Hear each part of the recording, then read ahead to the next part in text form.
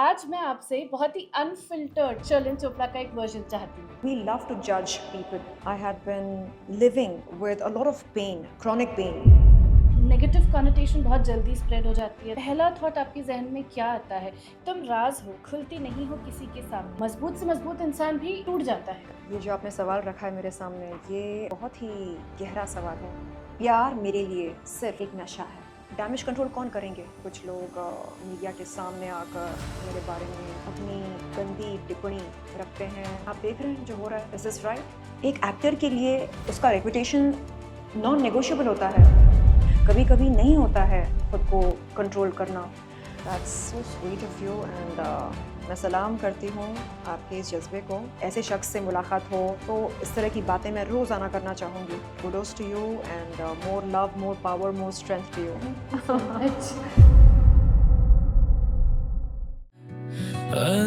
कहीं बातें कही जाए। Hello and a very warm welcome to yet another beautiful episode of अनकही बातें। जैसे कि आप जानते हैं कि इस टॉक शो के जरिए हम आपके ही कहते सेलेब्स के उन जिंदगी के राज के बारे में जानना चाहते हैं जो शायद वो बहुत ही आउट एंड राइट पब्लिक के पास नहीं लेकर आते हैं, बिकॉज शायद उनसे वैसे कभी कोई सवाल पूछे ही नहीं गए। सो आज जो शख्स मेरे साथ मौजूद हैं, I think something that I would like to tell you about her is that जब मैंने उन्हें सबसे पहले पेपराजी वीडियोस में अलग अलग जगहों पर मैंने उन्हें देखा था, तो हो सकता है कि दुनिया के साथ मेरा भी एक प्री कंसीव नोशन बन गया उनके बारे में। बट एक बात जो मैंने नोटिस करी कि जब आप इंसान को एज द पर्सन जो वो हैं, जब आप उन्हें उस नजरिए से देखते हैं, आप उनसे बात करते हैं, आप उन्हें समझते हैं, उन्हें जानते हैं, तो उनका एक और पहलू आपके सामने आता है। तो इसी पहलू को आप सभी के समक्ष प्रस्तुत करने के लिए आज का ये एपिसोड है। So like I always say, mike on, दिल open, let's speak the unspoken with the very talented, vivacious, beautiful Sharlin Chopra. Thank you so much, Ishika, for the lovely intro. It's my pleasure and honor to have you with me here to have this conversation. So जैसे कि मैंने अपने intro में कहा कि हर कोई एक label, एक प्री कंसीव नोशन के साथ में अटैच करता है एक नाम को, राइट? बट उस नाम के पीछे एक शख्सियत होती है, एक पर्सनालिटी होती है। There's a person behind it जिसके अपने इमोशंस होते हैं, जिसके अपने हाइज एंड लोज होते हैं, and most of the time हम शायद उस इंसान को नज़रअंदाज कर देते हैं या हम उसके बारे में कुछ जानते ही नहीं है, इसीलिए अपने जहन में उठे हुए किसी भी बात को हम सच मान लेते हैं। तो आज मैं आपसे बहुत ही अनफिल्टर्ड शर्लिन चोपड़ा का एक वर्जन चाहती हूँ। Most definitely. तो अगर मैं आपसे पूछूं कि एक अनफिल्टर्ड शर्लिन चोपड़ा के वर्जन में सबसे पहली 3 ऐसी क्वालिटीज जो आपको लगता है कि आपकी जनता आज भी आपके बारे में नहीं जानती है और इस बात पर कभी किसी ने गौर ही नहीं किया, तो क्या होंगी? Number 1 would be that I am very spiritual. Number 2, I am one of the best chefs in the world. Oh, lovely! I love to cook.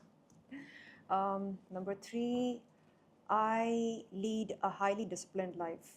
लेकिन मेरे ख्याल से इंसान को देखकर पता नहीं चलता है कि वो स्पिरिचुअल है नहीं है, डिसिप्लिन्ड है नहीं है, यू नो, और भी कई सारी बातें होती हैं। So basically we love to जज पीपल। अगर छोटे कपड़े पहने हैं, oh my god, you know, पता नहीं क्यों हम ऐसा सोचते हैं कि जो लोग छोटे कपड़े पहनते हैं या अंग प्रदर्शन करते हैं वो बहुत ही कैजुअल होते हैं अपनी लाइफ में। It need not be like that. I strongly feel that there is much more than what meets the eye. So before we judge anybody, we should first make an attempt to know about that somebody. Shouldn't tell me one thing, जब आप बहुत negative connotation बहुत जल्दी spread हो जाती है लोगों के जहन में, वो धारणा बहुत जल्दी उतर जाती है, बट आप बहुत सारी ऐसी अगर चीज़ें सुनती हैं, पहला थॉट आपके जहन में क्या आता है? क्योंकि किसी भी इंसान को जब वो बहुत ज़्यादा आप 10 बार अगर झूठ भी इतना कन्विक्शन के साथ बोलो तो वो भी सच हो जाता है। तो जब बार बार बार बार लोग हैमर करते हैं किसी चीज़ को, तो कहीं ना कहीं मजबूत से मजबूत इंसान भी टूट जाता है। करेक्ट। और इतने सालों के सफ़र में आपने कैसे अपने आप को इतना मजबूत रखा है? क्योंकि कोई भी आपकी जगह संभवतः कोई और इंसान होता तो वो बहुत जल्दी गिव अप कर देता, बहुत जल्दी हार मान लेता, बहुत जल्दी सोच लेता प्रोबेबली या तो ये दुनिया मेरे लिए नहीं है या मैं इसके लिए नहीं बनी हूँ, या वरना लोग इतना ज़्यादा कॉनोटेशन मेरे बारे में क्यों रख रहे हैं? तो जब आपके पास ऐसा कुछ चीज़ आती है, बिकॉज़ ये एक बहुत इम्पोर्टेंट एस्पेक्ट है जीवन में, किसी भी स्केल पर a lot of people go through criticism. True. ज़रूरी नहीं है कि हर बार वो कंस्ट्रक्टिव ही हो, कई बार वो डिस्ट्रक्टिव होता है, बिल्कुल। इंटेंशनल होता है, राइट? ऐसे में it can totally break a person. या तो प्रॉबेबली आपने किस तरीके से खुद को संभाला है, आगे बढ़ा, जो आपने जिस तरीके से हिम्मत रख के आप चली अपने जीवन में, probably that can be a word of motivation and encouragement for someone जो शायद इस समय सुन रहा हो और वो उस सिचुएशन से गुजर रहा हो जहाँ पर वो टूटने की कगार पर हो। ये जो आपने सवाल रखा है मेरे सामने, ये बहुत ही गहरा सवाल है।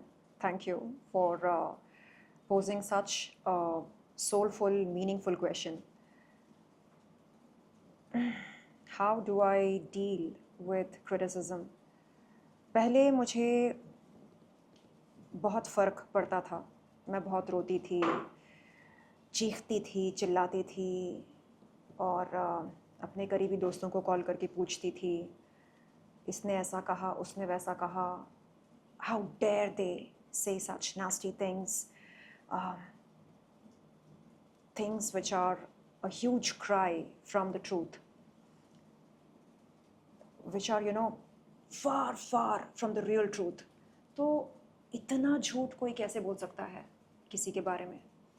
And my friends would say, listen, they have every right to say what they want to say. You have every right to react the way you want to.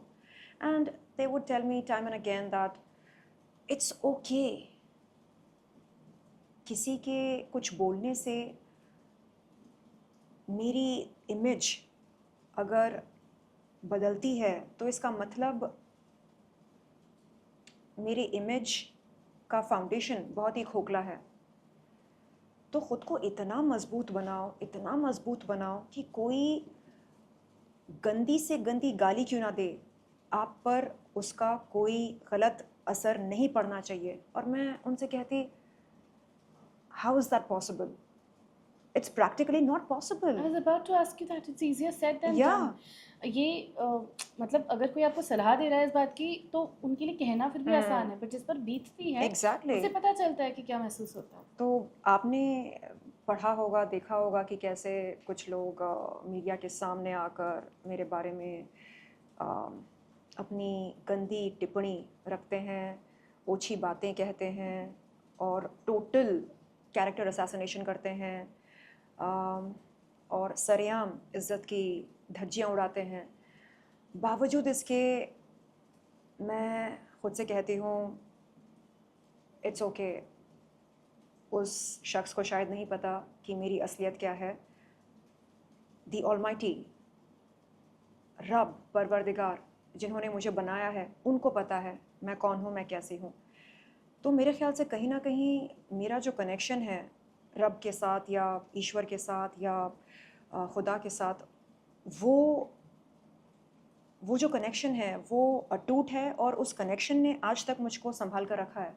क्योंकि अगर वो कनेक्शन नहीं होता, मैं यहाँ वहाँ जाती एक्सटर्नल वैलिडेशन के लिए और मैं टूट जाती, बिखर जाती। इसलिए जब जब कुछ गलत कहा जाता है या किया जाता है, मैं सबसे पहले खुदा से बात करती हूँ। मैं उनसे पूछती हूँ कि आप देख रहे हैं जो हो रहा है, is this right? If it's not right then you better do something, because if you don't do anything then I will have to do something. So let me know who is it gonna be, you और me? Damage control कौन करेंगे, आप या मैं? तो मैं इस तरह बात करती हूँ और फिर बात करते करते करते मुझे सॉल्यूशन समझ में आता है, नज़र आता है, एंड अंदर से एक आवाज़ निकल कर आती है कि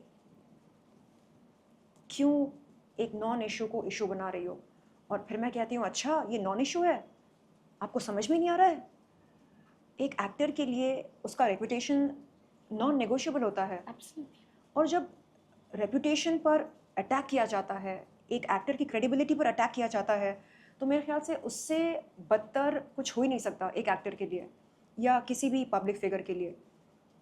तो ऐसे में खुद को समेट के रखना और खुद को शांत रखना और कोई ऐसा कदम न उठाना जिसके चलते कुछ भी कंट्रोवर्शियल हो सकता है, ये बहुत ही चैलेंजिंग होता है। एंड ऐसा नहीं है कि मैं गलतियाँ नहीं करती हूँ और हमेशा बहुत ही काम एंड कंपोज्ड रहती हूँ, नहीं, कभी कभी नहीं होता है खुद को कंट्रोल करना, हालात जब ऐसे बन जाते हैं। But over the time I have realised that अगर हम यूं ही रिएक्ट करते रहें, इसने ऐसा बोला मैंने रिएक्ट किया, उसने वैसा बोला मैंने रिएक्ट किया, यानी हर किसी के पास मुझको परेशान करने का एक अजीब पावर है। वो पावर मैं क्यों दूं उनको? यानी किसी ने मुझे गाली दी और मैंने रिएक्ट किया और मुझे लगा चलो उसने गाली दी, मैंने रिएक्शन दिया, बात ख़त्म। बात ख़त्म नहीं है। बात ख़त्म तब होती है जब आगे वाला कोई अभद्र टिप्पणी करे और मैं रिएक्शन ना दूं, तब जाकर बात ख़त्म होती है। अगर मैं रिएक्शन देती हूँ, इसका मतलब ये है कि कहीं ना कहीं उसकी टिप्पणी ने मुझे परेशान किया, मेरा दिल दुखाया और मेरे दिल ने मुझसे कहा चल तू भी उसको बोल कि वो क्या है, कैसा है, वो कितना ये है या कितना वो है। लेकिन अगर मैं खुद को उस वक्त समेट के रखूं और कोई रिएक्शन ना दूं, दुनिया की नज़रों में वो पागल लगेगा। Probably getting a reaction out of you could have been a victory for the other person. Yeah, जो true. वो चाहते। True. So now the secret is to somehow figure out a way to let go. Somehow figure out a way to not give a knee-jerk reaction. आप reaction दो। मैं कहती हूँ बहुत ही तगड़ा बढ़िया रिएक्शन दो, लेकिन तुरंत मत दो, सोच समझ कर दो। आपको खुद से रिएक्शन देना है या आपकी लीगल टीम को इन्वॉल्व करना है? आप चाहते हैं कि वो जवाब दें, रिस्पॉन्स दें। एंड मेरे ख्याल से रिएक्शन देने से ज़्यादा बेहतर होता है रिस्पॉन्स देना। Reaction could be knee-jerk, but a well-thought-out response is what differentiates a calm, composed, intelligent person from a stupid person. Makes sense. Yeah, so धीरे धीरे ये बातें समझ में आ रही हैं मुझे। अब कल के दिन कोई XYZ कहेगा अरे वो तो ऐसी है, तो मैं क्या करूं? नहीं, मैं ऐसी नहीं हूं, तू ऐसी है। Why? वो कौन है जो अभद्र टिप्पणी दे रहा है या दे रही है? वो कौन है? किस देश की वो प्रधानमंत्री है या समाज में उसकी क्या हैसियत है, उसका क्या दर्जा है? क्या वो कोई पॉलिटिशियन है? कौन है वो? पहले देखो कि कौन आप पर अटैक कर रहा है, और अगर आपको लगता है कि जो हो रहा है वो बहुत ही गलत हो रहा है, then by all means involve your legal team. That would be my 2 cents. तो लोग खौफ खाते हैं इस बात से कि अगर हम, कई बार ऐसा भी होता है कि लोग ऐसा सोचते हैं कि भले हमारा पक्ष सच्चा, भले हम अच्छाई के रास्ते चल रहे हो, लेकिन फिर भी अगर हम किसी तरीके से इन्वॉल्व होते हैं, झगड़ा करते हैं या फिर रिस्पॉन्स भी देते हैं, तो कहीं ना कहीं जगह सही और होगी। मे बी जहाँ लोग 2 बातें बोल रहे हैं वहाँ वो 4 बातें बोलेंगे। कई लोग ऐसे होते हैं जो इस डर से भी स्टेप बैक लेते हैं। सही है या गलत है? I strongly feel that one should learn to take a stand for oneself. अगर आज मैंने अपने लिए स्टैंड नहीं लिया, मैं अपने फ्रेंड्स के लिए, फैमिली के लिए, अपने वेल विशर्स के लिए क्या ही स्टैंड ले सकती हूँ? आप ये मानते हो कि कभी-कभी And I don't say that we should react to everything that is being said or course. spoken. No. Sometimes there are people who cross the line of decency. When the line of decency is crossed, when you feel that as a woman your modesty is being attacked and that your reputation, your credibility are being attacked, then I think by all means one should take a stand. लोगों को ये दिखाने के लिए कि देखिए इसने जुर्रत की और इसके साथ ये हश्र हुआ, आप जुर्रत करेंगे आपके साथ भी ऐसा हश्र होगा, मैं चुप नहीं बैठूंगी. I can defend, I can take a stand for myself, I can defend my modesty, I can defend my integrity. So one has to be a fine blend of both strength and softness. Strength कहाँ दिखाना है, softness कहाँ दिखाना है, ये ज़िंदगी हमें सिखाती है. अब इससे पिछले एपिसोड में मैं ये एक बात कह रही थी कि I was reading about this theory of two contradictory emotions that complement each other. Power and compassion is something that goes hand in hand in a way. Yeah. A lot of people know that they need to, take the stand, take some action, कुछ नहीं करना चाहिए, but फिर भी चलो वो एक उनका कॉल भी होता है. बट मैं आपसे वही पूछ रही थी कि क्या आप मानते हैं ये चीज़ कि कभी कभी स्टैंड लेने के लिए भी दिल पे पत्थर भी रखना पड़ता है या दिल को पत्थर भी करना पड़ता है? एब्सोल्युटली. देखिए अब वो ज़माना नहीं रहा जहाँ पर अगर आपके गाल पर थप्पड़ पड़े तो आप दूसरा गाल दिखा दें. नहीं, अगर आपके गाल पर थप्पड़ पड़े तो आप 10 लात मारिए. आप उस हाथ को, मैं कहूँगी, तोड़ के मरोड़ दीजिए जिसने आप पर हाथ उठाने की जुर्रत की. देखिए, we experience that which we allow to happen. अगर मैंने आपके साथ ज़्यादती की और आपने ज़्यादती को होने दिया, आपने कोई यानी किसी भी तरह से आपने ख़ुद को डिफेंड नहीं किया या आपने कोई रिस्पॉन्स नहीं दिया, तो मुझे लगेगा हाँ ठीक है, इस बार कुछ नहीं किया, अगली बार भी कुछ नहीं करेगी. तो ये एक बिहेवियर पैटर्न बन जाएगा. Silence is taken for या weakness. लेकिन अगर आपने पहली दफ़ा मुझे मेरी जगह दिखाने के लिए आप कोई कदम उठाते हैं, लिसन, इस बार आपने ये गलती करी और मैं आपको माफ़ कर रही हूँ, अगली बार माफ़ नहीं करूँगी. अगर आपने मुझे एक अथॉरिटेटिव आवाज़ में ऐसा कुछ कहा तो मुझे लगेगा oh my God, she is a strong woman, I better not meddle with her, I better not take her for granted. So that's why it's very important that we take a stand for ourselves. Having said that, I also believe that one need not take everything that is being said seriously. As I said earlier, एक line of decency होती है.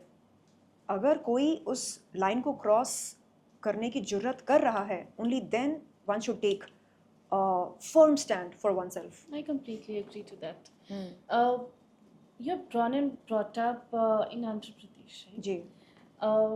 And अभी जैसे मैंने आपको बताया कि before starting the interview, I do a lot of research on the guest. आपकी बहुत ही बढ़िया फिटनेस के वीडियोस हैं. This is my personal opinion. I find you very well spoken. You know what to say, when to say, and how to say. So and अभी भी while we were having this conversation, I realized this thing. मैं ये जानना चाहूँगी कि कहीं ना कहीं आप इस इंडस्ट्री के लिए बने थे, इस बात का एहसास आपको कब हुआ? एंड ये जो या आप हमेशा से ही ऐसे थे या आपने अपने आप को ग्रूम करके आज, चाहे आप फिटनेस की बात करें, आप स्किन केयर की बात करें, आप पब्लिक अपीयरेंस की बात करें, the way you conduct yourself, the way you speak, like I said, you are very well spoken person. Thank you so much. तो ये ग्रूमिंग का क्या इतिहास रहा है? Well, my father has always wanted me to be well spoken and well educated, and he had always encouraged me to be articulate about how I feel and what I think of at any given time. So yes, bachpan se he had been my pillar of strength, and जिस तरह से मैं बात करती हूँ, मेरे ख्याल से ये मैंने अपने पापा से सीखी है. earlier I used to rush with my words, fast बात करने की आदत थी. Then पापा ने मुझे समझाया कि नहीं, आराम आराम से बात करो, ठीक है? If you want to be heard properly and if you want to be taken seriously, take your time and speak. Nobody is going anywhere. ठीक है? So ऐसे करते करते मैंने elocution competitions में भाग लेना शुरू किया and I used to win every competition that I would compete in. And when I was at a crossroads in my life where I had to choose between medicine and showbiz, I opted for the latter. Don't know why. And How did that thought seep in? How did that happen? I mean, Well- medicine, I mean, we are talking about two absolutely contradictory things, exactly. different worlds. Yeah, And- Kashmir and Kanyakumari. Yeah, absolutely. So How did that happen? I was a total nerd as a school-going child. I was incredibly studious, and at the same time, in the eyes of my classmates, very boring because I would consider books as my best friends, and I was my teacher's darling. Are you So still fond of reading books? yeah, I read online. Okay. Any latest read or any latest I recommendations? follow several life coaches and I read about behavior patterns online. I also read about the quantum world, quantum field in which there exist infinite possibilities and how it's always mind above the matter, mind above matter. Of course. Yeah, so I love to read about, So energy. interest for these kind of subjects, is it because of your intent towards spirituality that is growing? Is it because of that? The connect with spirituality probably is making your interest dwell more in these topics. Is that so? Well, one thing is for sure that it's all about energy. Life is an energy game, so to speak. So everything to do with energy fascinates me. These objects here, they are also, they contain energy. So when life is about energy, why should we not be focused on energy? What is energy? Can we sense it? Of course, we can sense it. And can we manipulate it? Yes, we can. How? So there are tools through which you can uplift your energy level. There are tools that you can use to recalibrate the human mind. A few that you believe in? It's taking an I- interesting turn. I mean, that is absolutely not. So yes, I believe that it is not about what we assume or about what we attract. No, it's about the state of being. Who are we being? Who are you being this red hot minute? Who am I being? I could make a lot of assumptions about myself, about my life. So could you. But then, assumptions aside, who are we being in our everyday lives? By that, what do I mean? A common man would say, what are you trying to say? Well, I'm saying in this red hot minute, who am I being? Am I being a wannabe? Am I being an aspirant? Am I being somebody who is hopeful of a better future? Or am I being a woman who has her life figured out? A woman who is not desperate to achieve anything in life. If I am being that woman, then yes, I am in the perfect state of being, as a result of which I will attract to myself all those events, things that I truly desire, such as good projects, good associations, collaborations, etc., etc. So I have learned over the years that desperation is not good, needing is not good. Why is it not good? Because the moment I need uh, to have a relationship with you, or the moment I need something in my life, I'm actually repelling it. Neediness creates an energy which tends to repel. So, Maybe because that resonates more with lack and less with abundance. exactly. You see, even you have knowledge about this. So, yes, Yeah, I so too am a firm believer in energy. yeah, you see, there is nothing that is not energy. Of course, of course. Even a piece of wood has energy. And I also believe that somehow, I mean, I might be drifting a little off the topic, but then I also believe that we are majorly the channels of energy. Of course. We are meant to do a few things, and we are channels to ensure those things happen, and that's how the entire being functions. True. So I, of course, I am a firm believer in that space, but then also like manifestations and everything also is part of it. It's a big umbrella. If you talk about Yeah. energy circle, it's a huge umbrella that Yeah. has so many aspects to Yeah. it. You know, most of us Manifestation. believe that manifestations are about affirmations. Yeah. I'm the best, I'm the best, Yeah. I'm the best. No, you could be saying I'm the best a zillion times, but deep within, you could be feeling like a loser. True. So, how will that manifestation work? Unless it's not backed by your belief. Yeah. So keep all these assumptions, affirmations aside. Start being the person that you intend to be. Right. And then they ask, oh, how can I be the best right now when the conditions are not in my favor? Well, use your imagination. What if the conditions were perfect? Makes sense. Yeah, so start being the person that you intend to be. Makes And that sense. has helped me a lot. I have joined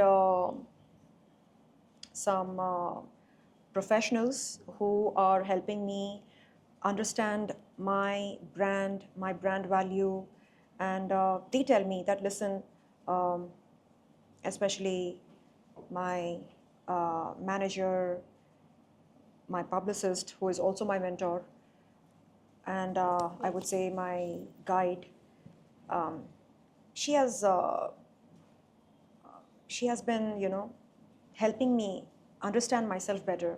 She says, don't be so desperate for media mileage. No, focus on projects. A time will come when the paparazzi will chase you. Don't go after people asking them to cover you or feature you. No, focus on projects. You like talking? Fine then. Work on something that could help you showcase your communication skills. You like dancing? Then, do dance videos. So just keep yourself occupied with creativity, productivity, and the rest will follow. Absolutely. And that has changed my outlook towards life as an actor.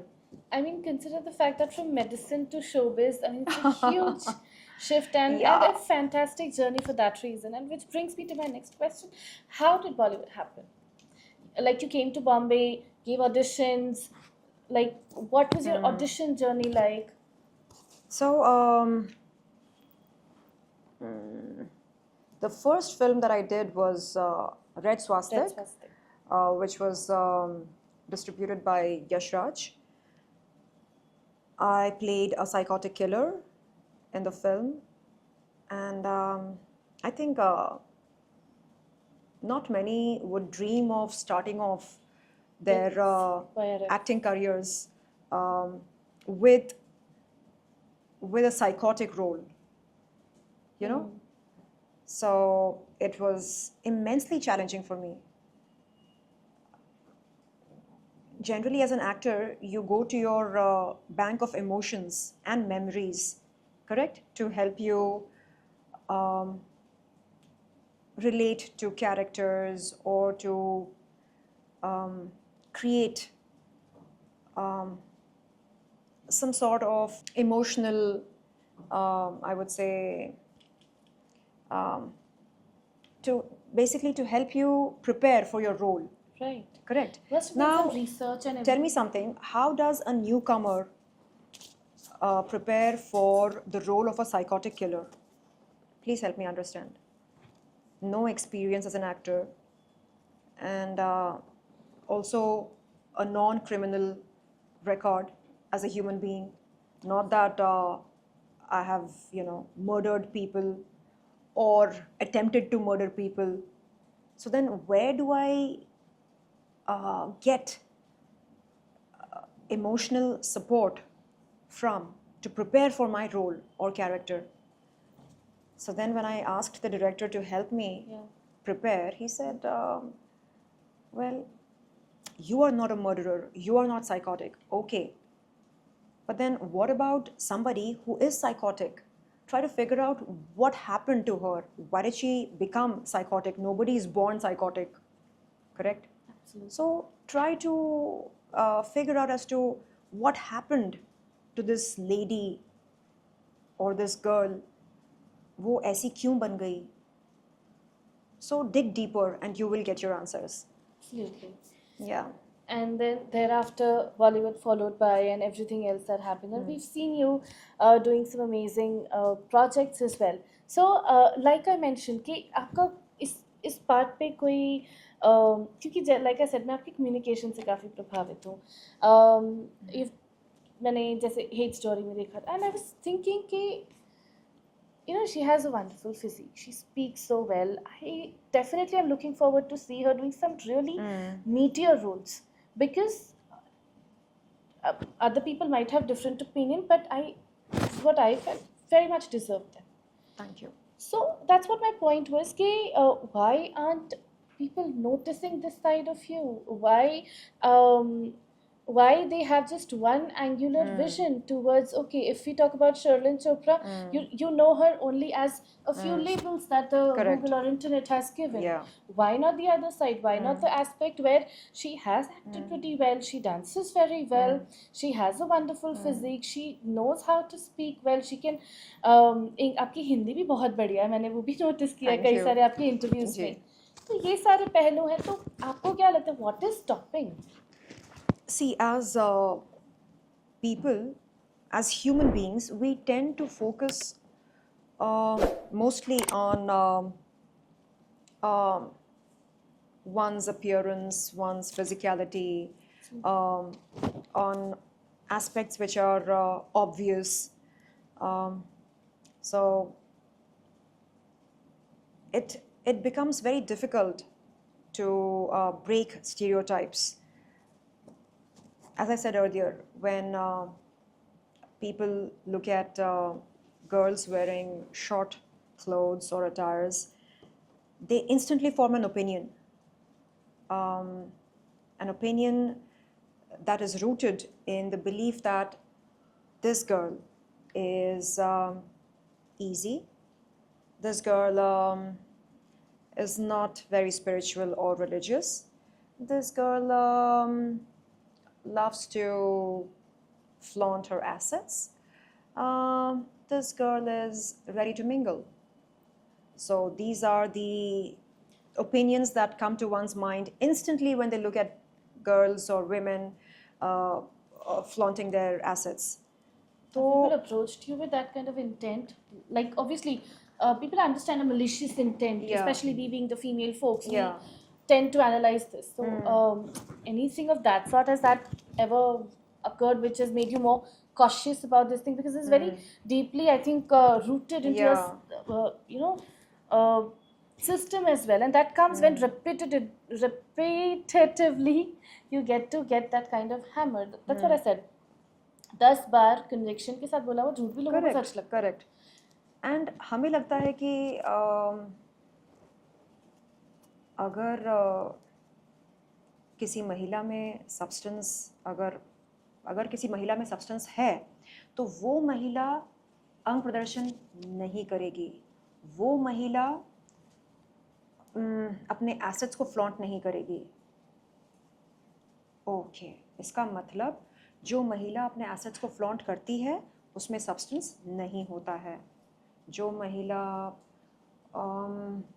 छोटे कपड़े पहनती है उसमें substance नहीं होता है। Okay, may be ये एक जनरल ओपिनियन हो सकता है, but it doesn't have to be true in each and every case. आप एक बार उससे बात तो करके देखिए। So the point. हो सकता है कि जब वो बात करना शुरू करे आपको लगे कि अरे ये तो वेल एजुकेटेड है, समझदार है, सुलझी हुई बनती है, लेकिन बगैर बात किए, बगैर सोचे समझे, बस आपने जो देखा उसके आधार पर आपने एक टिप्पणी बना ली और आपको लगता है कि आपकी टिप्पणी जो है वो 100% सही है और आप गलत हो ही नहीं सकते। तो मेरे ख्याल से ऐसे समाज में स्टीरियोटाइप्स बहुत आसानी से बनते हैं और इन्हें ब्रेक करना बहुत मुश्किल होता है। And so I am trying to make sincere efforts to move away from stereotypes. Like I said, my manager and myself, we often discuss about um, how I should go about my career in the weeks and months to Okay. come. तो she says, देखो मैं ये नहीं बोलूँगी कि आप अचानक संत बन जाओ और हिमालय पर्वत पर जाकर आप तपस्या करो, नहीं। आप इसी दुनिया में रहकर खुद को एक ऑथेंटिक रूप में दर्शाओ। अगर आपकी ज़िंदगी में कोई नकलीपन है उसे दूर भगाओ, हटाओ। तो क्या ये वो थॉट था कि आपने ये डिसीजन लिया to get the implants removed? Yes, क्योंकि इसकी चर्चा काफ़ी ज़्यादा रही। या फॉर तो क्या यहाँ से आपको ये जो थॉट आया to get the implants removed, इस तरीके से का थॉट था? Since the past couple of years, I had been living with a lot of pain, chronic pain in the neck, in the shoulders, in the chest area. And कई सारे medical investigations करवाने के बाद पता चला कि जो रूट कॉज था वो कुछ और नहीं बल्कि ब्रेस्ट इम्प्लांट्स थे। And then I asked myself if I would wish to continue living with the chronic pain or I would want to do something about it. And then I said to myself, why live with chronic pain? And हम pain killers कब तक खाएं? बिल्कुल। As a kidney failure survivor, I cannot depend on painkillers. Kidney failure survivor. Yes. So When? How did that happen? in 2021, I was diagnosed with total kidney failure. And I had gone to the HOD of nephrology at Kokila Ben Hospital. उन्होंने कहा कि अरे आपने आने में देरी कर दी। Then I said, what does that mean, doctor? Then he said, अब देखते हैं क्या हो सकता है। He said that he would prepare me for dialysis and after getting a good kidney donor, I could proceed with kidney transplant surgery. I said, नहीं नहीं वो सब नहीं चाहिए। First of all, मुझे डायलिसिस नहीं करवाना है क्योंकि बदन में छेद करते हैं। They make an incision through which a tube is passed for dialysis. And मैंने कहा मुझसे कोई इतनी मोहब्बत तो नहीं करता है कि अपनी किडनी मुझे डोनेट कर दे, तो वैसा कोई सीन तो है नहीं ज़िंदगी में, तो ऐसा कुछ चमत्कार कर दीजिए ना जिसके चलते ये फेलियर जो है रिवर्स हो जाए, किडनी फेलियर रिवर्स हो जाए। ही सेड नहीं नहीं, ऐसा कुछ होता नहीं है, एंड ठीक है, आपको डायलिसिस नहीं कराना है, कोई बात नहीं, let us try oral medication, उसके बाद let's try injections. So I was administered the strongest of meds for my recovery from kidney failure. The meds which I was administered, uh, they were the same meds which are generally administered to last stage cancer patients.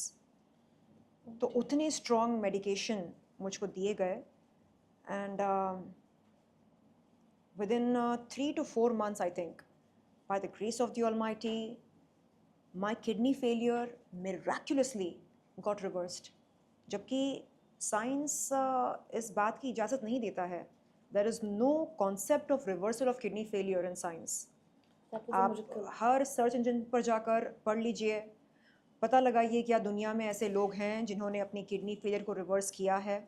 नहीं, ऐसा होता नहीं है।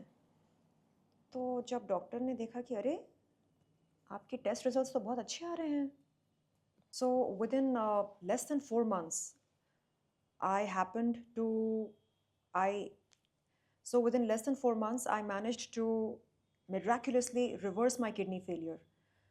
मेरे doctor आज भी ये सोचकर परेशान होते हैं कि ये हुआ कैसे, और अगर ये एक बार हुआ, एक केस में हुआ, तो क्या दोबारा हो सकता है, हर बार हो सकता है।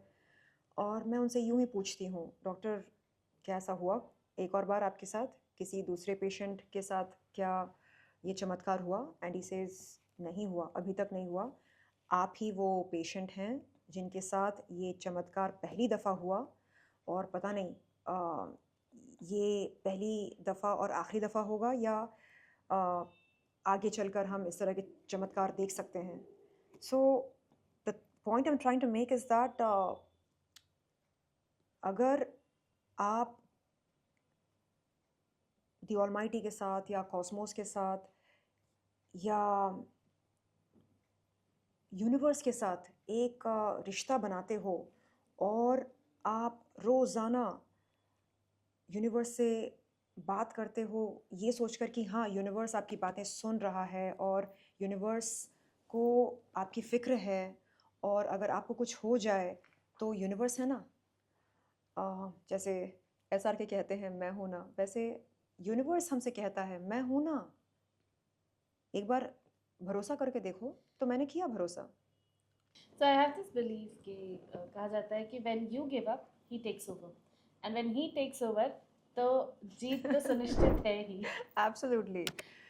So ये भी एक चीज़ आती है, और मैं समझती हूँ, अब आपकी बात सुनकर मुझे एक चीज़ ये भी लग रही है कि संघर्ष सिर्फ बाहरी वैलिडेशन का नहीं था। संघर्ष सिर्फ लोग क्या कहेंगे, लोग क्या कहते हैं, लोग क्या सुनते हैं, उसका भी नहीं था। चाहे फिजिकल एलिमेंट्स की बात हो या चाहे सब, मैं वापस जो मैंने शुरुआत में आपको एक सवाल पूछा था, बहुत से लोग टूट जाते हैं इसमें, बिखर जाते हैं इसमें। What keeps you so strong?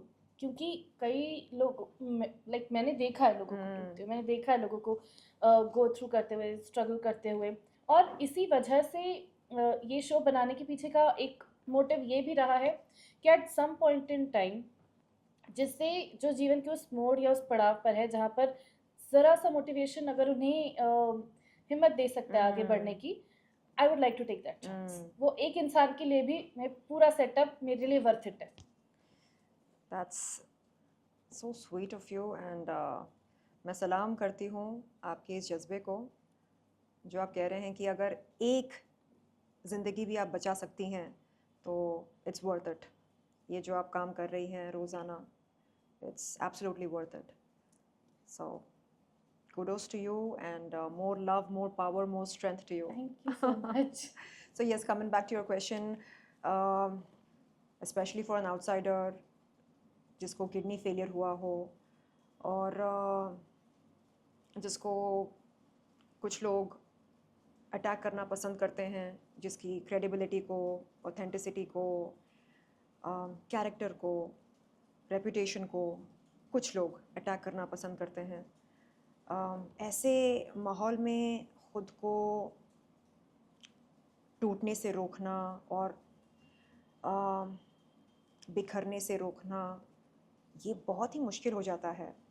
कई दफ़ा मैंने सोचा ख़त्म करते हैं इस कहानी को, बहुत हो गया, बहुत जी लिया, बहुत देख लिया, बस अब बस।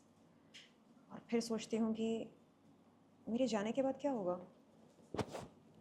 दुनिया रुक जाएगी? ज़िंदगी रुक जाएगी?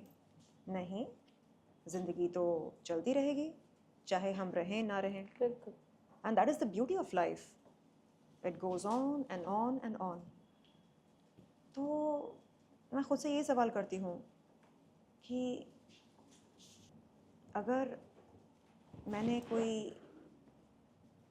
एक्सट्रीम कदम उठाया तो उससे ये जो जंग हम लड़ रहे हैं ये अचानक ख़त्म हो जाएगा? नहीं।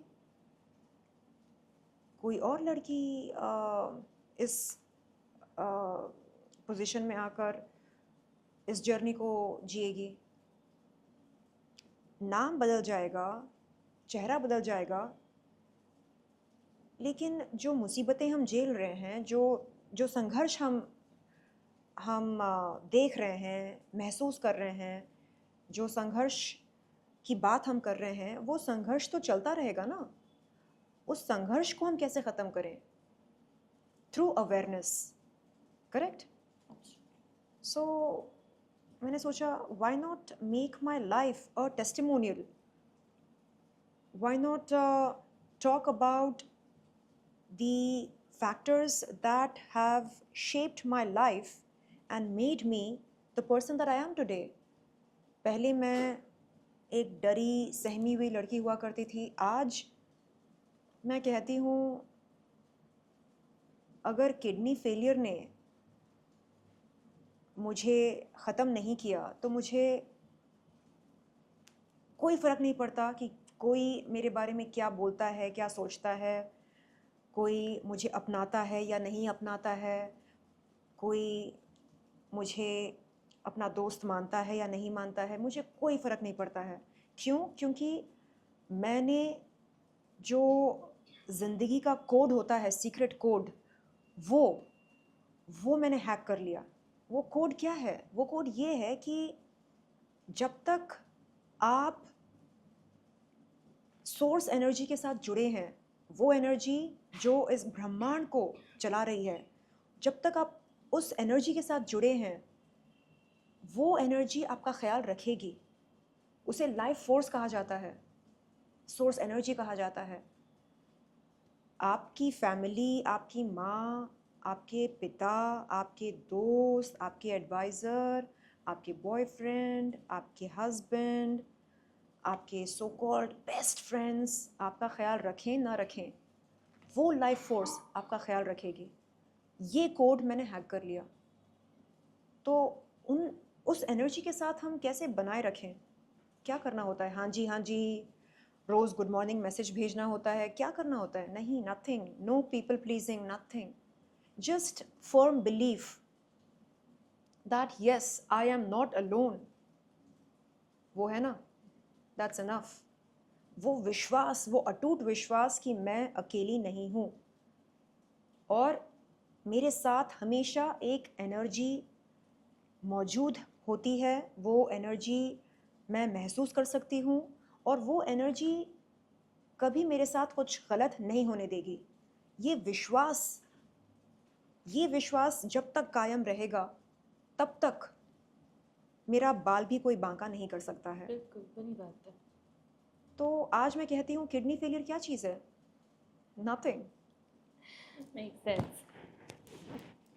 सक्सेस के क्या मायने आपके लिए? Is it name, is it money, is it projects और is it something else? Success, to be able to lead my life on my terms. आज मेरी ज़िंदगी में ऐसे कोई शख्स नहीं हैं जो मुझे कॉल करके परेशान करते हैं या हैरस करते हैं कहाँ हो, किसके साथ हो, 7 बज गए, अभी तक आई क्यों नहीं घर पे, और खुद का घर खरीद लिया, किससे पूछकर, खुद की गाड़ी खरीद ली, किससे पूछकर। तो इस तरह के कोई शख्स नहीं है थैंकफुली मेरी ज़िंदगी में, और मेरे ख्याल से ऐसे शख्स होने भी नहीं चाहिए। और अगर आप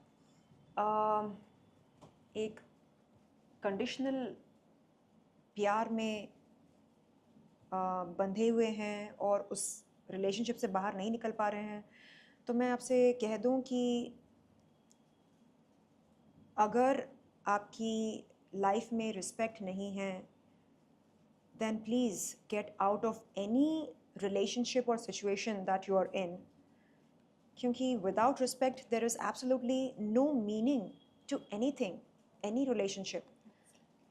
So जो relationship मेरी ज़िंदगी में है वो ईश्वर के साथ है, मैं उनकी तहे दिल से इज़्ज़त करती हूँ, और मुझे पता है कि वो मुझे बहुत पसंद करते हैं, इसलिए ज़िंदा रखा है ना। बिल्कुल Absolutely. So बिल्कुल। yeah, that's the crux of my life. तो जैसे सक्सेस के अपने कुछ मायने होते हैं, हम्म। वैसे ही घर के भी अपने मायने होते हैं। Hmm. आपके लिए what is the meaning of coming back to home और coming back to your comfort? What is comfort to you? Ah, comfort. So many things like holding my pet in my arms, cuddling with my pet, kissing my pet non-stop, cooking, whatever I feel like cooking. I love to cook. मेरे घर पर मेरी जो domestic help है वो वो कहती है कि औरों के घर पर हम खाना बनाते हैं और वो खाते हैं, लेकिन यहाँ पर आप बनाते हैं और हम खाते हैं। That is And I tell her कि यहाँ पर तो बस यही चलेगा। So yes, I love to cook, I love to pamper my loved ones, and I love to be in solitude. जैसे आपसे मैं बात कर रही हूँ, अगर इस तरह के शख्स मुझे रोज़ाना ऐसे शख्स से मुलाकात हो तो इस तरह की बातें मैं रोज़ाना करना चाहूँगी। या लेकिन कहाँ मिलते हैं ऐसे शख्स? I'm flattered. No, seriously.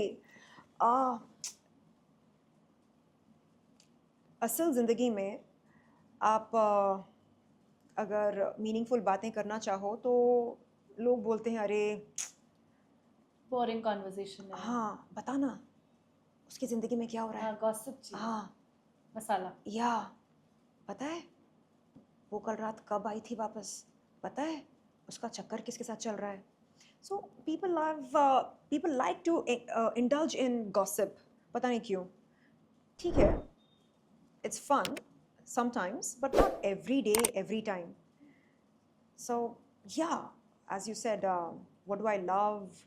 I love to engage in deep meaningful conversations, talk about the quantum field, talk about energy, talk about relationships, talk about how we can reverse deadly diseases, deadly health disorders. कैसे कर सकते हैं कैसे, सब energy का खेल है। तो इस तरह की इंटेलिजेंट बातें अगर रोज़ाना होना। आपकी बातें सुन के मुझे ऐसा क्यों लग रहा है कि are you connected with Ricky? है? I don't know, but yes, I do believe in the power of energy. Yeah.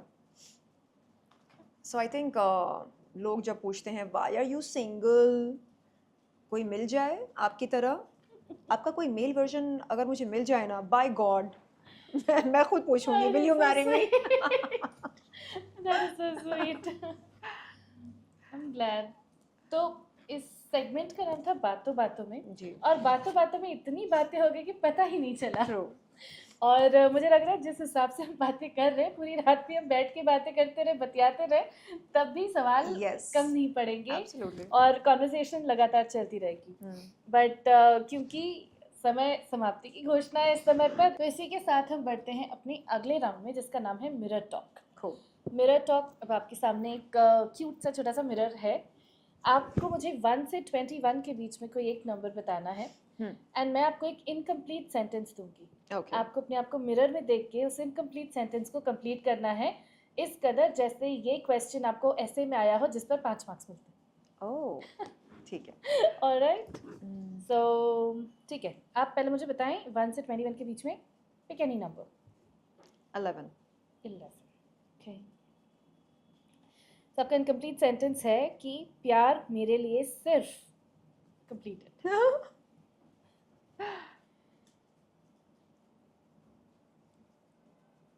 प्यार मेरे लिए सिर्फ एक नशा है 5 मार्क्स इस पे उतना एलैबोरेट करना है अच्छा आपको। एलैबोरेट करना है बिल्कुल, क्यों इट्स एन ऐसे। प्यार मेरे लिए सिर्फ एक नशा है कहने को तो शुरुआत में अच्छा लगता है बहुत ही एडिक्टिव लगता है लेकिन धीरे धीरे समझ में आता है कि अगर प्यार में रिस्पेक्ट ना हो तो प्यार प्यार नहीं कहलाता है और प्यार में हाइज एंड लोज नहीं होने चाहिए जैसे हम जब नशा करते हैं मैं नहीं करती हूँ लेकिन आमतौर पर जब लोग नशा करते हैं तो पहले एक हाई फील करते हैं उसके बाद जब वो नशा उतर जाता है लो फील करते हैं उस तरह अगर प्यार प्यार में उतार चढ़ाव हो तो मेरे ख्याल से मुझे मज़ा नहीं आएगा मैं चाहती हूँ कि मेरा वाला प्यार हमेशा एकदम टॉप फॉर्म में रहे हमेशा हाई एनर्जी हो हमेशा खूब मस्ती हो और मस्ती के साथ साथ ज़िम्मेदारी भी हो और बहुत ज़्यादा रिस्पेक्ट हो तो यस शुरुआत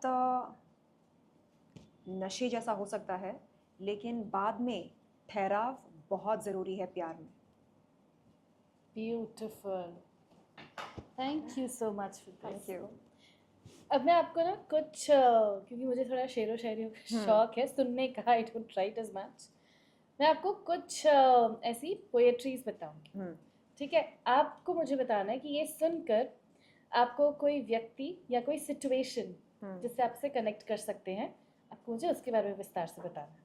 डन डन? तुम राज हो, खुलती नहीं हो किसी के सामने, तुम हो नहीं गंभीर जैसे दिखाती हो खुद को, कूट कूट के बचपना भरा है तुम में, दिखती सबको हो पर नज़र किसी को नहीं आती, तुम तोड़ देना चाहती हो खुद को किसी के सामने पर जल्दी किसी पर भरोसा नहीं करती, तुम्हारी आंखें बहुत कुछ बोलती हैं पर जुबान पर कुछ आने नहीं देती। ये कहीं मैं तो नहीं हूँ क्यों रिलेट किया आपने इससे? क्योंकि इसमें ऐसी कुछ बातें आपने कही जो मैं खुद से रिलेट कर सकी जैसे जो बात आपने एंड में कही थी वो क्या थी तुम्हारी आंखें बहुत कुछ बोलती हैं पर जुबान पर कुछ आने नहीं देती। हाँ ये वाली बात तो मेरी आंखें बहुत बोलती हैं ऐसा मेरे दोस्त कहते हैं जब मैं उनसे कुछ ना भी कहूँ तो वो बोलते हैं कि समझ में आ रहा है समझ में आ रहा है क्या बोल रही हो तो हाँ मैं चाहती हूँ कि मेरे जो करीबी लोग हैं करीबी दोस्त हैं मेरी ज़िंदगी में वो मेरी अनकही बातों को समझें ज़रूरी नहीं होता ना कि हम हमेशा खुलकर अपनी बात रखें कभी कभी इशारों से भी आप समझ जाओ कि इंसान क्या बोलना चाह रहा है या आंखें पढ़कर आप समझ जाओ कि इशारा किस चीज़ की तरफ है तो मेरे ख्याल से अनकही बातें समझने के लिए अगर आगे वाला सुलझा हुआ हो तो शायद वो समझ सके करेक्ट हर किसी की बस की बात नहीं होती है अनकही बातों को समझना मैं प्रे करूंगी कि आपको ऐसा कोई इंसान बहुत जल्द मिले जो आपकी अनकही बातें सुने भी और समझे भी थैंक यू सो मच और उन्हें एम्ब्रेस भी करे। थैंक यू एक और ओके, आप खुद चुनना चाहेंगी 1 से 10 के बीच में? 1. पर्दा आँखों से हटाने में बहुत देर लगी, हमें दुनिया नज़र आने में बहुत देर लगी। नज़र आता है जो वैसे कोई होता नहीं है, ये बात समझ आने में हमें बहुत देर लगी। क्या बात, क्या बात. Too good. कोई लाइफ का पहलू, कोई परिस्थिति, कोई चीज़, कोई व्यक्ति जिससे आपने से कनेक्ट किया? मैंने खुद से कनेक्ट किया क्योंकि मुझे ऐसा लग रहा है जो भी इस बात या के ऊपर आ रहे हैं। ऐसा लगता है कि ये सब मेरी आप बीती है. तो फिर एक और मुझे लग रहा है आप भी कनेक्ट करेंगी इससे हाँ. कि एक गुनाह जो हम रोज़ करते हैं, जहाँ कद्र नहीं वहीं फ़िक्र करते हैं। करेक्ट.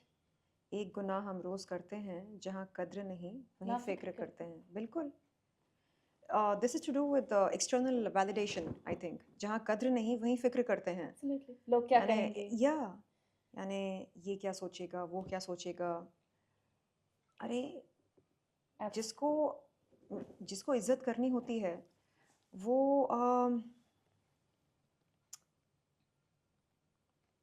वो कभी भी आपको एक किसी भी कटघरे में खड़ा नहीं करना चाहेगा. वो कभी नहीं चाहेगा कि आप अपनी सफाई पेश करें ना, क्योंकि वो तहे दिल से आपकी इज्जत करता है.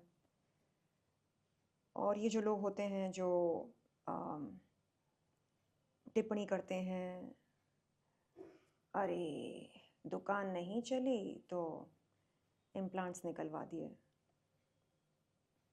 आप डलवा कर देखिए, ठीक है. हैवी ब्रेस्ट इम्प्लांट्स डलवा कर देखिए, और जब आपको क्रॉनिक पेन होना शुरू होगा तब हम भी यही डायलॉग मारेंगे. तो या सोशल मीडिया पर जब लोग कहते हैं कि अरे लगता है मैडम की दुकान नहीं चली, शायद इसलिए निकाल दिए, तो मैं उन लोगों से यही कहती हूँ कि देखिए अब तो सिर्फ एक ही दुकान चल रही है, और वो है सच्चाई की दुकान, ऑथेंटिसिटी की दुकान. अगर आपको कुछ चाहिए होगा इस दुकान से तो बेशक आइएगा गुड ना. Good so makes a lot of sense. अब हमारे इंडियन कल्चर में जब भी हमारे घर कोई मेहमान आता है, जब भी आप उनसे बहुत सारी दिल की बातें करते हो तो अपने खाली हाथ नहीं रुक सकते। तो हमने सोचा कि अगर हम कोई गिफ्ट प्लान करते हैं तो वो यहाँ तो कंज्यूम हो जाती है, यहाँ तो ऐसी उसकी कोई वैल्यू एडिशन नहीं होती अगले के लाइफ में। इसी थॉट को रखते हुए आप जैसे देख पा रहे हैं हम काफ़ी सस्टेनेबिलिटी और ग्रीनरी में विश्वास रखने वाले जी. लोग हैं, क्योंकि कहीं ना कहीं हमें ऐसा लगता है this is need of the hour at this point in time. Awareness is something जो हम क्रिएट करने की कोशिश कर सकते हैं. मानना नहीं मानना ऑफ कोर्स अगले के हाथ में होता है, लेकिन अगर हमने सोचा कि कोई एक ऐसा तोहफा हो जो वैल्यू एडिशन कर पाए, तो मुझे लगा व्हाई नॉट कि अगर जिनसे हमारी इतनी अच्छी रूबरू बात हो पा रही है, अगर हम उनके बिहाफ पर प्लेज करें टू प्लांट अ ट्री, तो इस तरीके से वो कॉन्वर्जेशन एक ग्रोथ में तब्दील हो रही है, एक तरीके से सिम्बॉलिकली. एंड दूसरी चीज़ कि हम सिर्फ कह नहीं रहे हैं कि आप पेड़ लगाओ, आप कचरा नहीं करो, आप एफर्ट करो अपने एनवायरनमेंट को, अपनी सोसाइटी को थोड़ा अच्छे से मेंटेन करने की. और ये एक और रीज़न है कि हमने कॉन्शियसली ये भी चुना, जैसे कि मैं आपको बता रही थी कि to learn is easy, to unlearn is difficult. True. तो हमने दुनिया की रिस्पॉन्सिबिलिटीज़ उठाते उठाते खुद थोड़ा बड़े होते होते ना अपने बचपन को बहुत पीछे छोड़ दिया. बहुत बेसिक सी बातें थी जो हमने बचपन में सीखी थी. तो अब मुझे ऐसा लगता है कि वक्त है दोबारा उन पर अमल करने का. And that is how we would like to give you. ये एक प्रतीक है, the tree that you see there, the plant that you see there, ये एक प्रतीक है which works as a pledge कि हम आपके बिहाफ पर एक ट्री न सिर्फ प्लांट करेंगे बल्कि उसे नर्चर भी करेंगे, एक तरीके का contribution that we get to the world. इसके Wow. लिए वी नीड योर परमिशन, और उसके लिए वी वुड रिक्वेस्ट यू कि आप अगर इस पर साइन करें एंड अपनी सहमति दें. क्या मैं इट इसे अलाउज किस कर अस. सकती हूँ? जी, इसे किस कर सकती हूँ? अरे एब्सोल्युटली. So sweet. इसका नाम क्या रखा है? शर्लिन. शेरी. शेरी. ही शेरी. It's my honor and privilege to plant this beautiful creation of the universe.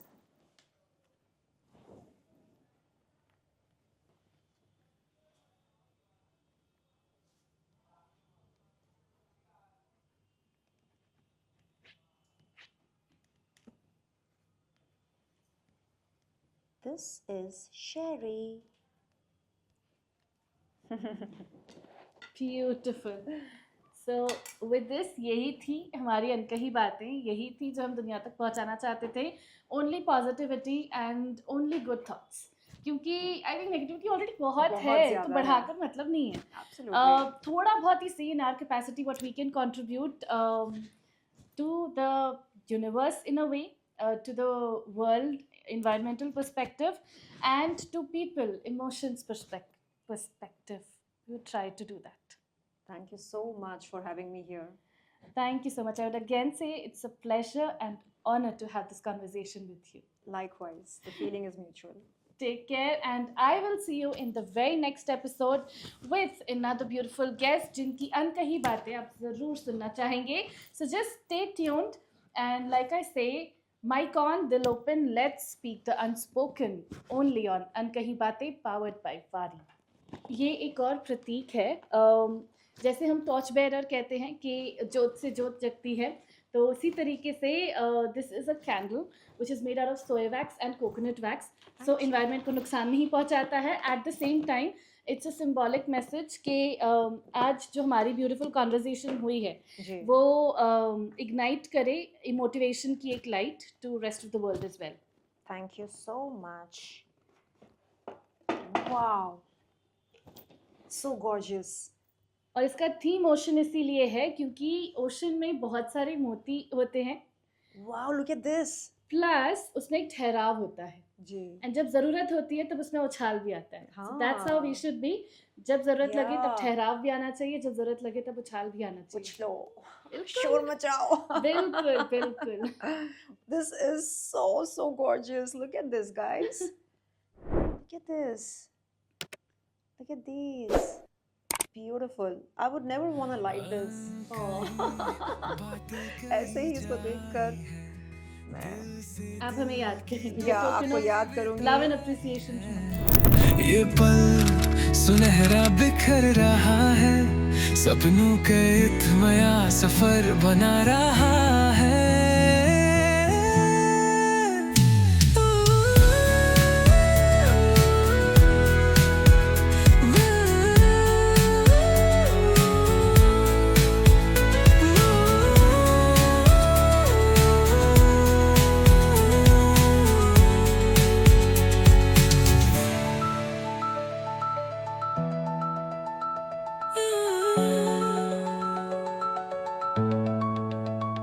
अनकही बातें कही जा रही है, दिल से दिल की दूरी मिटा रही है. ये पल सुनहरा बिखर रहा है, सपनों का एक नया सफर बना रहा है.